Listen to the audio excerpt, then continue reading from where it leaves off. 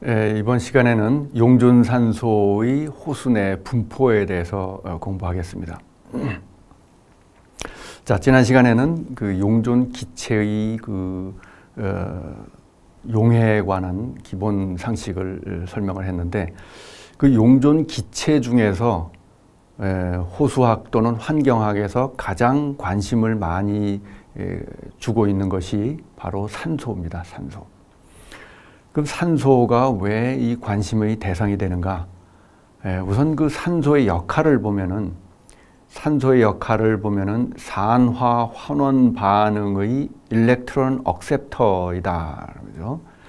그 생물이 에너지를 얻으려면은 유기물을 산화시켜서 거기서 에너지를 얻어냅니다. ATP를 얻어내는데, 그때 이 유기물이 산화할 때에 전자를 내놓죠. 그 전자가 빠져나오면서 전자가 미토콘드리아의 전자 전달계에 들어가서 이제 ATP를 만들어냅니다. 그리고 그 전자를 나중에 최종적으로 그러니까 처음에 유기물에 있을 때는 그 전자가 에너지 레벨이 높은 전자예요. 에너지 레벨이 높은 전자에 있다가 점점 낮은 단계로 내려가서 그 내려가는 과정에서 ATP를 생성하고 마지막에 에너지가 다 소진된 전자는 어딘가에서 처리를 해줘야 됩니다. 그게 전자 받계라는 겁니다. 그러니까 산화 환원 반응은 전자를 내주는 유기물이 있고 전자 두 개가 있고 그 전자를 받는 전자 받계가 있습니다. 그래서 전자를 한쪽에서 받고 한쪽에서 주고 해야 산화 환원 반응이 일어나는 거예요. 그러니까 산화 환원 반응은 항상 동시에 일어난다고 보는 거죠. 이런 그 유기물이 산화되는 반응은 생물에게 필수적인 그 반응입니다. 호흡이라고 하죠. 이런 과정을. 그래서 산소가 어떤 역할을 하느냐면 이 전자를 받아가지고 물이 됩니다. 전자를 받아서 물이 되면서 유기물이 가지고 있던 전자를 점점 에너지 레벨이 낮은 곳으로 보내면서 ATP를 생성하는 거죠. 이렇게 해서 생명을 유지하는 데 필수적으로 이 전자를 주고받는 산화 환원 반응이 일어나고 산소가 필요하다는 거예요. 그런데 이 전자 받계로 산소를 사용하는 것이 대부분의 생물이에요. 동물은 다 그렇고 식물도 다 그렇고, 그런데 미생물도 대부분 산소를 이 전자 받계로 사용을 합니다. 사람처럼.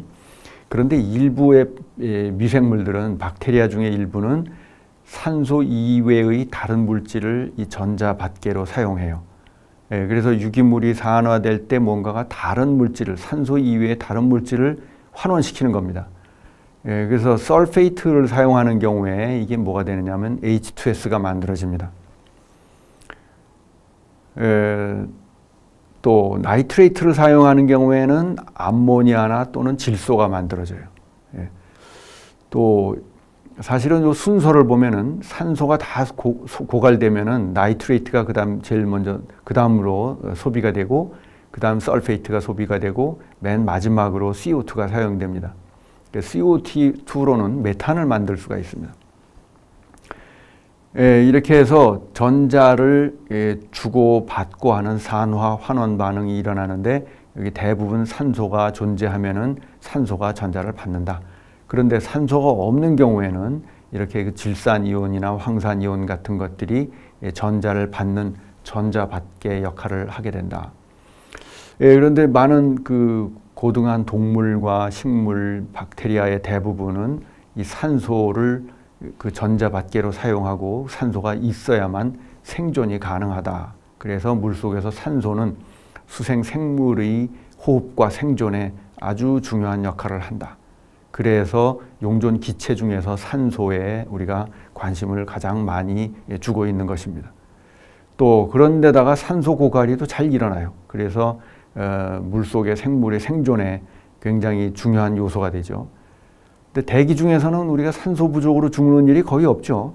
그것은 왜 그러냐면 대기 중에는 산소가 많은데 물에는 산소의 용해도가 작아요. 물에 잘 녹질 않기 때문에 물속에 산소 부족이 잘 일어나고 그런 물고기가 죽는 그런 사고들이 생긴다는 거죠. 자, 산소가 부족해지면은 어떤 일이 벌어지는가? 산소 대신에 그 나이트레이트가 전자 받개 역할을, 일렉트론 억셉터 역할을 한다고 했죠. 이것은 89년도 소양호에서 조사해서 내가 논문을 낸 것인데 아주 오래전 일이죠.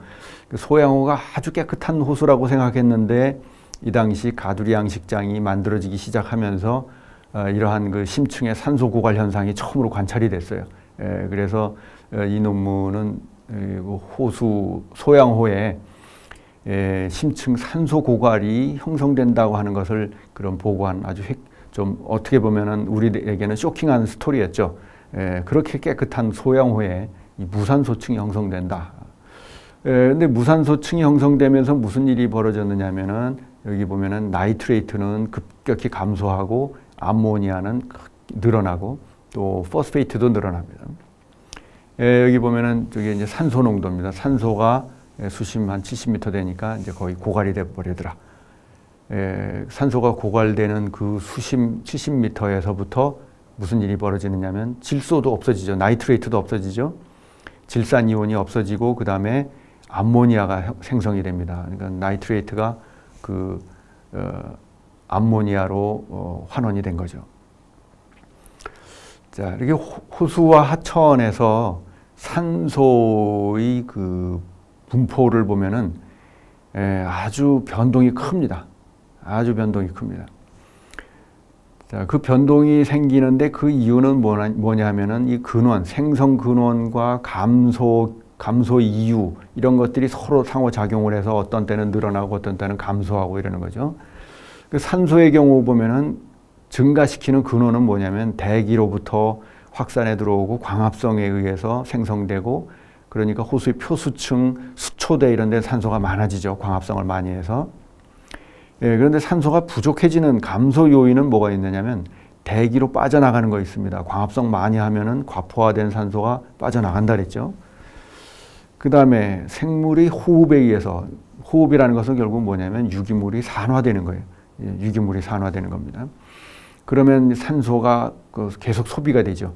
그것을 우리는 BOD라고도 표현을 합니다.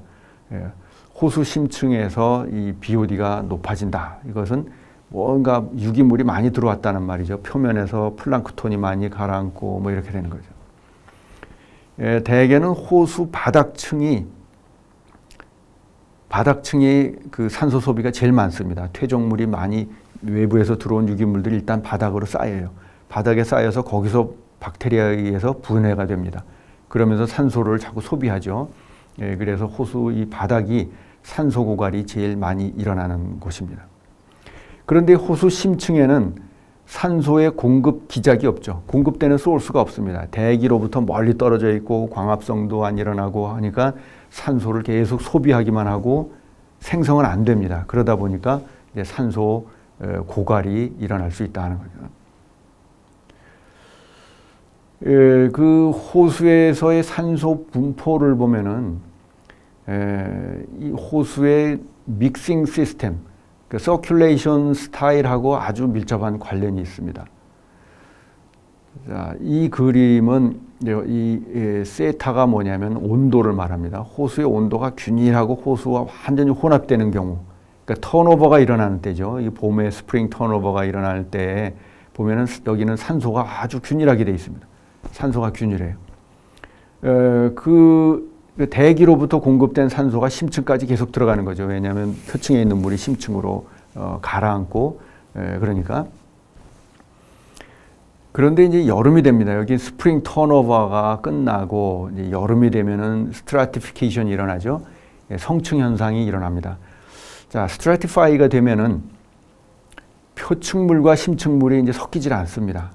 그럼 여기 온도를 보면은 온도 세타를 점선을 보면은 온도 표면의 온도가 높고 밑에 낮죠. 그 성층 현상이 일어났어요. 그럼 산소가 어떻게 되느냐? 빈영양호에서는 산소가 표면이 낮아지고 심층에도 높아요. 자, 표면이 왜 산소가 낮아질까? 표면의 산소가 낮아지는 이유는 뭐냐면 온도가 높아져서 그런 겁니다. 자, 온도가 높아지면 산소의 용해도가 감소한다 그랬죠. 예. 온도가 높아지면 산소의 용해도가 감소합니다. 겨울과 여름을 비교해 보면은 거의 절반으로 떨어집니다. 여름에. 그러니까 외부에서 아무런 요인이 없어도 계절적으로 산소 농도는 겨울에 높아지고 여름에 낮아지고 하는 그런 그 연간 변동을 보여요. 이렇게 해서 이렇게 그 산소 농도가 이렇게 균일하다가 표층의 수온이 이렇게 올라가면은 이 표면에 있는 산소가 대기 중으로 빠져나갑니다. 대기 중으로 빠져나가서 산소 농도가 표면이 낮아지고 심층은 그대로 있고, 여기 혼합이 일어났을 때와 똑같이 남아있는 거죠. 그대로. 이렇게 됩니다.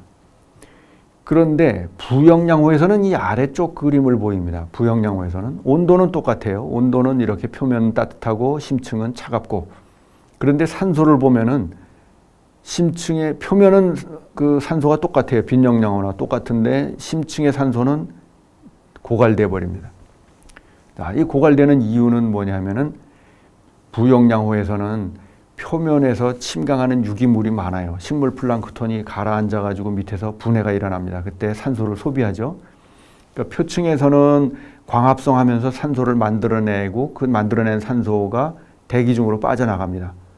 그 산소를 밖으로 빼내버리고 그 유기물이 가라앉아서 심층에서 분해될 때는 산소를 소비합니다. 이렇게 해서 호수의 산소가 점점 줄어드는 거죠. 광합성에서 빼내고 여기는 소비되고 유기물이 계속 침강해서 바닥에서 분해되면서 소비한다. 이렇게 해서 그 표층에는 산소가 있는데 심층에는 산소가 없는 이런 그 차이가 전형적인 부영양호에서 여름의 프로파일입니다. 여름에. 그러다가 가을이 되면 턴오버가 일어나죠. 가을에 턴오버가 일어나면은 또 혼합이 일어납니다. 완전히 혼합이 돼가지고 산소가 이제 균일해지죠. 표층에 있는 물이 냉각돼서 아래로 내려가고 아래에 있는 물은 더 따뜻하니까 이제 위로 올라오고 이렇게 해서 완전히 혼합이 되면은 산소가 심층까지 다 공급이 돼요. 이때 이제 호수 심층에 산소가 들어가는 거죠. 그러다가 겨울에 결빙이 되는 호수, 결빙이 되기도 하고 결빙이 안 되기도 하는데 결빙이 되는 호수를 이제 예를 든 겁니다. 이게 온대 이순환호죠. 온대 이순환호는 그 턴오버가 봄에 일어나고 가을에 일어나고 겨울에 또 성층이 일어납니다. 얼음이 얼면서 성층이 일어나죠. 그때 온도는 어떻게 되느냐면 표층 온도는 4도 이하예요. 표층의 온도가 오히려 더 낮아요. 낮으면서 아래는 한 2, 3도 정도 이렇게 유지가 되고, 그때 산소가 빈영양호에서는 산소가 충분하게 유지가 됩니다. 그런데 부영양호에서는 이 성층이 일어나면은 이 심층의 산소 고갈이 일어날 수가 있다는 거죠. 그 심층의 산소 고갈이 일어나는 이유는 성층이 됐는데 이 심층에서 바닥에 유기물이 분해되면서 산소를 소비하죠. 그러니까 여름하고 똑같은 거예요. 성층이 일어나가지고 산소를 소비하는 겁니다. 거기다가 얼음이 얼면서 빛이 잘 투과하지 않고 눈이 덮이면 눈이 빛을 다 반사해버리고 이러면은 여기 산소 고갈이 더욱 심하게 일어나는 거죠. 이렇게 해서 호수의 산소 분포는 빈영양호와 부영양호가 다르고 봄, 여름, 가을, 겨울이 다릅니다. 그러니까 계절에 따라 달라지고 우리나라에서 전형적으로 나타나는 패턴은 바로 이 아래쪽 노선이에요. 많은 저수지가 부영양합니다. 그러니까 봄에는 충분하고 여름에는 이 모양으로 심층이 고갈이 되고 가을에는 이런 모양으로 혼합이 되고 겨울에는 또 심층에 성층 현상이 일어나고 그래서 이 아래쪽 네 개를 이어가는 그 패턴이 우리나라 대부분의 저수지에서 나타나는 산소의 계절 변동입니다. 이렇게 해서 호수의 산소 분포가 위아래 농도가 균일한 곳도 있고 차이가 나는 경우도 있고 그렇습니다. 그래서 이러한 그 호수의 산소 분포 패턴을 이렇게 이런 그 몇 가지 다른 용어로 부르고 있습니다. 제일 먼저 균일 분포는 그 상하층의 산소 농도가 균일한 빈영양호에서와 같이 균일한 경우 orthograda라는 이름으로 부르고 있고, 그 다음에 클리노그레이드, 그레이드라는 것은 경사가 졌다는 말이고 구배라는 말이고 클리노는 경사가 졌다는 뜻입니다. 그러니까 경사진 구배 뭐 이런 뜻이죠. 심층에서 감소하고 표층에서는 높고 이런 것을 클리노그레이드라고 하고 이상분포는 헤테로그레이드라고 이름을 영어로 되어 있는 것을 내가 이제 번역을 했습니다. 이상분포. 이 균일분포, 경사분포 이런 말도 원래 영어로 orthograde, clinograde, heterograde 이렇게 되어 있는 것을 우리말로 내가 이제 번역을 했어요. 그래서 이상분포라고 이제 번역을 했는데 이상분포는 중간에서 농도가 높은 이렇게 튀는 곳이 생기는 것들도 있고 미니멈이 생기는 경우도 있습니다. 중간에서 농도가 튀는 경우에 메탈램네틱 옥시전 맥시멈이라고 영어로 부르는데 중층 최대층이죠. 중층 최대층이고 중층의 메탈램네틱 옥시전 미니멈 이것은 중층 최저층이라고 부를 수가 있겠습니다. 클리노그레이드는 이런 겁니다. 저수지 이제 금광지라고 하는 경기도에 있는 한 저수지에서 우리가 조사한 결과인데 표면에는 산소가 많이 있는데 심층으로 가면은 거의 없죠. 이렇게 경사가 지는 이유 그것은 표면에 광합성을 많이 하고 이것이 침강하고 여기서 산소가 소비되는데 성층에 의해서 물이 위아래가 섞이지 않는다. 그러면은 용존산소 그래프를 보면은 이렇게 경사가 져 있죠. 위에 농도가 높고 아래가 낮고 이런 것을 클리노그레이드라고 이름을 붙였습니다. 이런 클리노그레이드는 바로 이 부영양호에서 심층에 산소가 고갈된 모습을 보여주는 것인데 이것이 부영양호에서 가장 그 생태학적으로 또 환경학적으로 의미가 큰 그런 현상입니다. 왜 그러냐면은 빈영양호에서는 심층에 연중 산소가 충분하기 때문에 산소 고갈에도 민감한 동물이 생존 가능합니다. 그런데 반면에 부영양호에서는 어떻게 되느냐면 여름의 성층 현상으로 심층 산소가 굉장히 낮아지죠. 고갈이 되죠. 그런데 여름엔 오히려 그 생물의 대사 활동이 활발해요. 물고기 같으면은 다 변온동물이죠. 무척추동물도 다 변온동물이고 박테리아도 다 변온동물이에요. 그래서 온도가 높아지면은 대사 속도가 활발해집니다. 온도가 높아지면 대사 속도가 활발해지는데 오히려 산소는 더 줄어드는 거죠. 오히려 산소는 줄어들어요. 그래서 이 여름에 부영양호의 심층에서는 산소 결핍이 아주 심각하게 일어납니다. 산소 결핍이 일어나다 보니까 산소 고갈의 내성이 약한 생물은 죽어버리고 강한 동물만 생존할 수가 있어요. 예를 들면은 보통 물고기들은 산소가 없어서 살질 못합니다. 그러니까 그 앞에 금광저수지 예를 보면은 표면에 한 뭐 5m 정도까지는 산소가 있지만 그 밑에 산소가 없죠. 그 산소가 없는 곳에는 보통 물고기들은 거길 들어갈 수가 없습니다. 그러니까 산소의 내성이 아주 강한 그 잉어 같은 것들은 잠시 들어가서 먹이를 먹고 나올 수가 있는데 보통은 다른 고기들은 못 들어갑니다. 또 움직임이 좀 둔한 그런 그 조개 뭐 이런 것들도 거기는 살질 않죠. 그것도 다 그 가장자리에만 살 수가 있습니다. 그래서 호수로 보면은 호수 면적이 크지만 이 바닥의 저층에서 보면은 부영양호의 여름에 보면은 저층에 그 동물이 살 수 있는 곳은 어디냐면 가장자리 얕은 곳밖에 없습니다. 그 가운데 중심부는 어떻게 되느냐면 가운데 중심부 깊은 곳은 전부 산소 고갈로 동물이 살 수 없는 죽음의 구역이 된다는 거죠. 실제로 이런 부영양호에서 여름에 그 가운데 부분에서 세디멘트를 이렇게 채취를 해보면은 동물이 거의 없습니다. 이런 그 수소곤충이라든가 무슨 조개, 새우 이런 그 무척추 동물 이런 것들이 거의 없어요. 그러니까 산소가 더 부족한 곳은 아예 독성 그 H2S가 생성이 됩니다. 그러니까 독성 H2S가 생성돼서 아예 동물을 다 죽여버리는 거죠.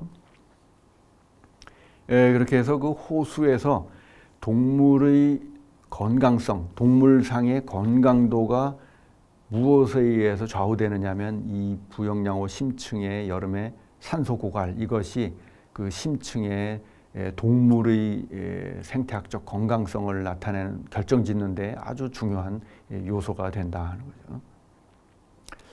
그 다음에 좀 이상한 헤테로그레이드라는 것이 있습니다. 헤테로그레이드 이상구배라고 표현한다고 했죠.